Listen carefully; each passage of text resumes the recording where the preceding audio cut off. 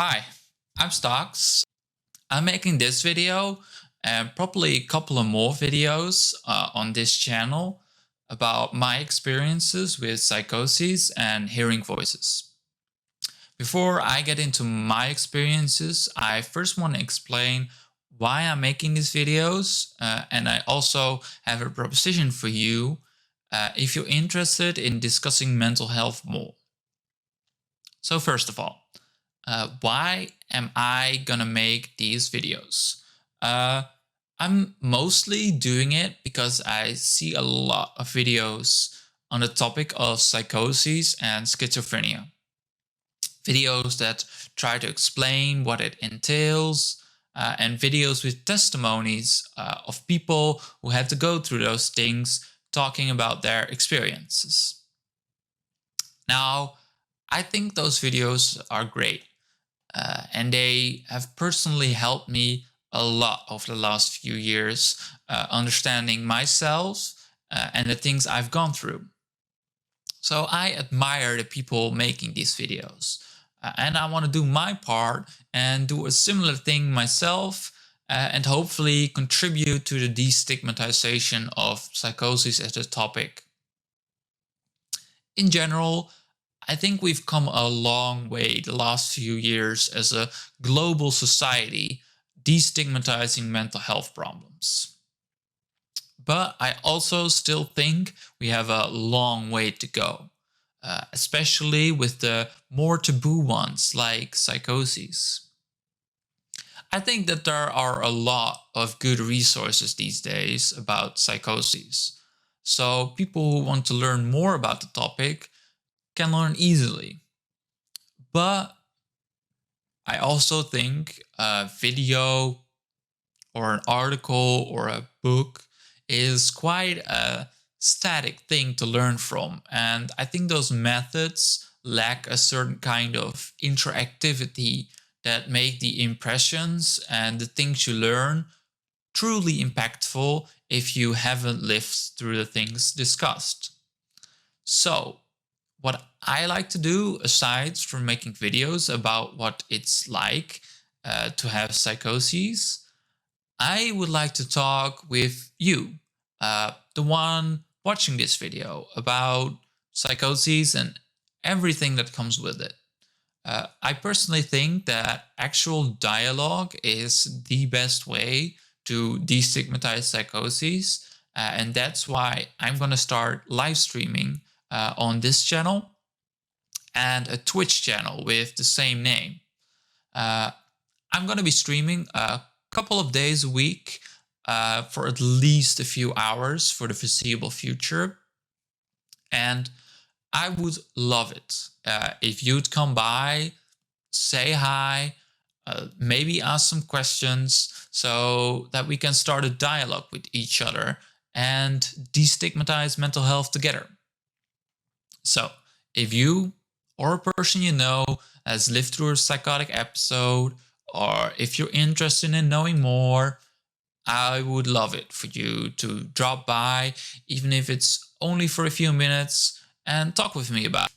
So, yeah, that's my proposition to you. I hope you take me up on it, and we'll see each other on one of my live streams. So now we got that out of the way. I want to use the rest of this video to introduce myself and share a few stories from my past that illustrate my experience with mental health pretty good, I think.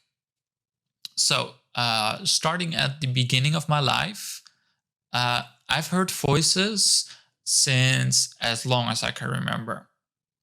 One of my very first memories was in elementary school when I was about 5 or 6, I think. I remember walking through the halls of my school, going through the toilets. I was hearing voices and I was talking back to them aloud. I thought there was no one around, so I talked back very loudly and excitedly. But it turned out I actually wasn't alone.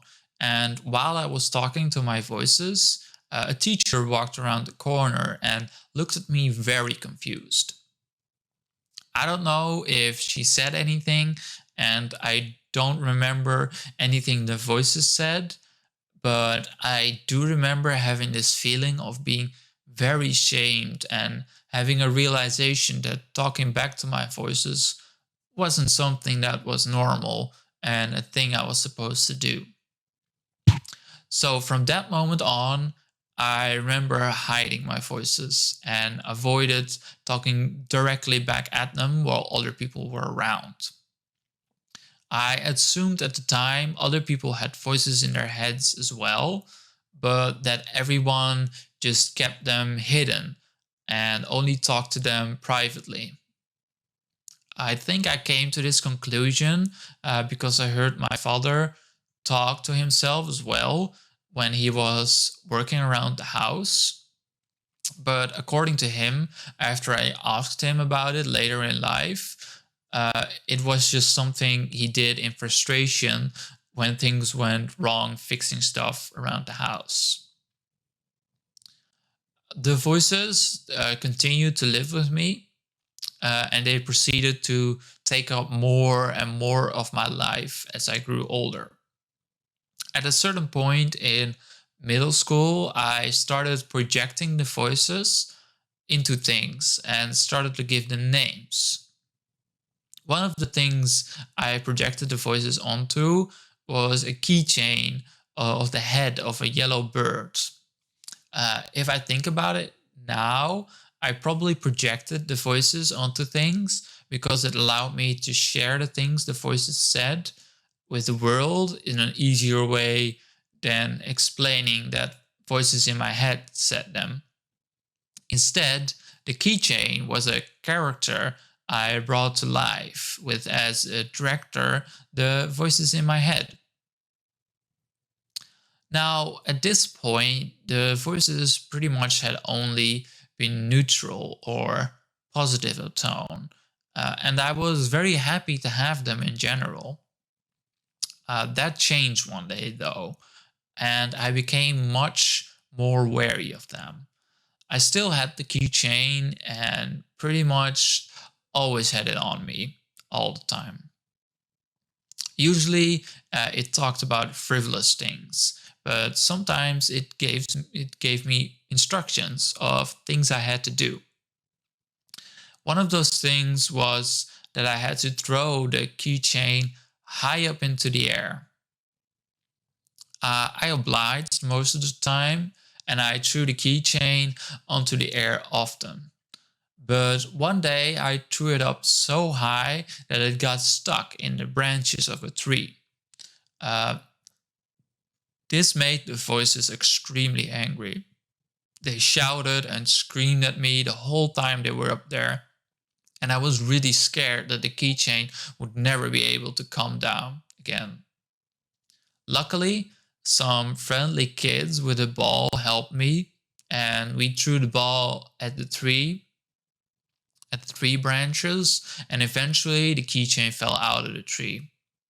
I, of course, was happy that I had my keychain back, but I was also very afraid of what the voices said to me while the keychain was up in the tree. Because the kind of things they said to me, I never heard from them before, and I was very shook by it because I thought they were my friends. After this incident, I removed the keychain from my keys, uh, and I hid the keychain somewhere deep in my closet, and I haven't seen it since. This was the first time the voices showed their nasty side, and while they pretty much returned to their normal, neutral, or positive tone, I had a lot more trouble trusting them and being comfortable with them.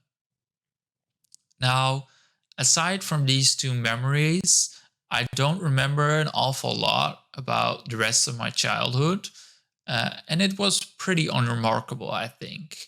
I was able to skate by school, doing the minimum amount of needed work, and I spent most of my time playing video games in middle and high school. I enrolled into university And although I wasn't really that motivated, I still was able to get through the first 2 years of the accountancy bachelor without too many problems.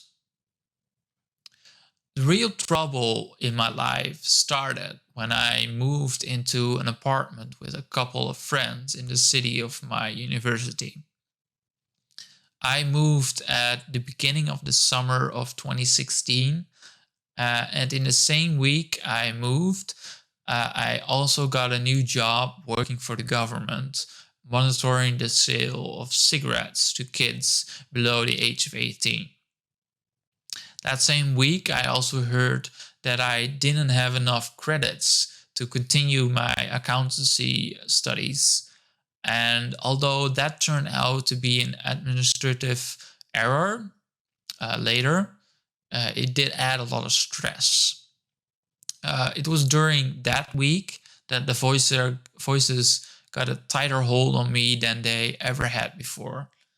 uh, I started hearing more and more and more voices, and they started to give orders to me.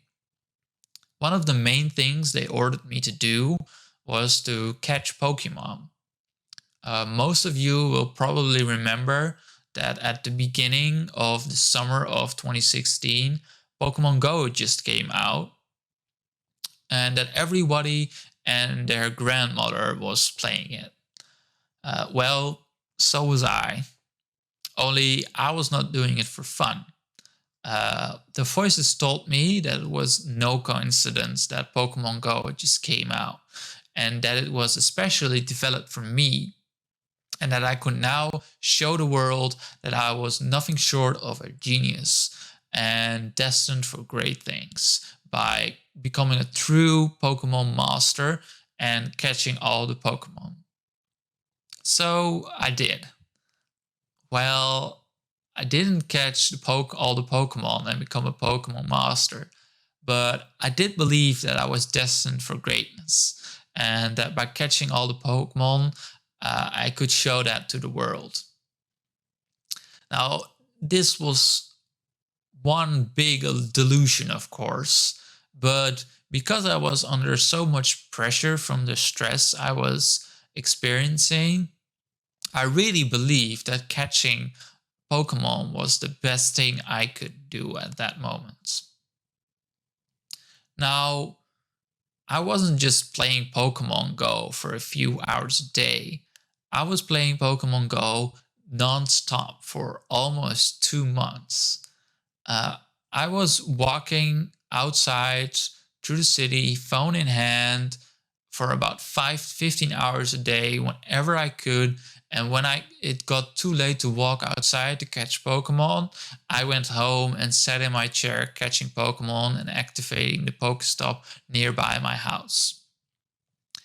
I didn't go to bed during these 2 months, and apart from maybe a few hours that I might have slept in my chair, I didn't get any sleep during those 2 months.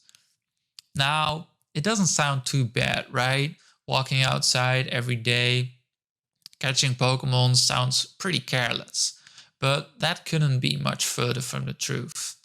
While thinking I was playing Pokemon and becoming a Pokemon master, I actually wasn't focused on playing that much.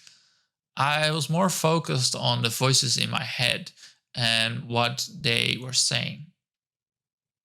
And they were giving me all sorts of instructions all the time. And whenever I did not obey, they got very angry with me.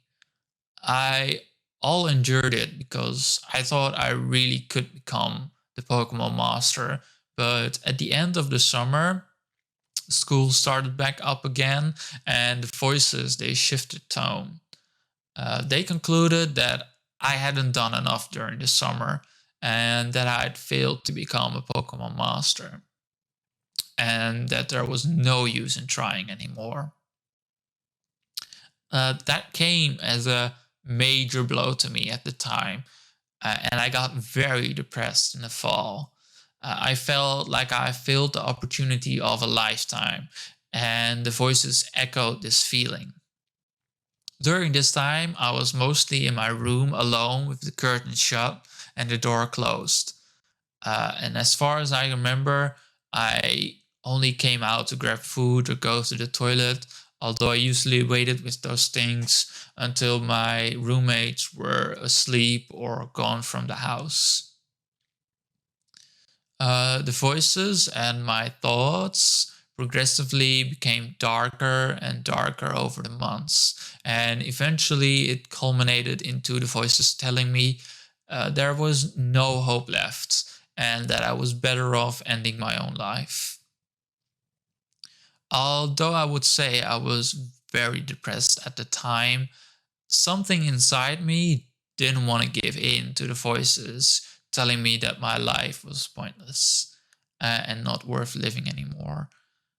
I think that the experience I had earlier in life with my keychain up in the tree, where the voices turned on me very drastically, was very helpful in a way. Because when the voices turned on me when I was younger, I fought back and didn't accept the abuse.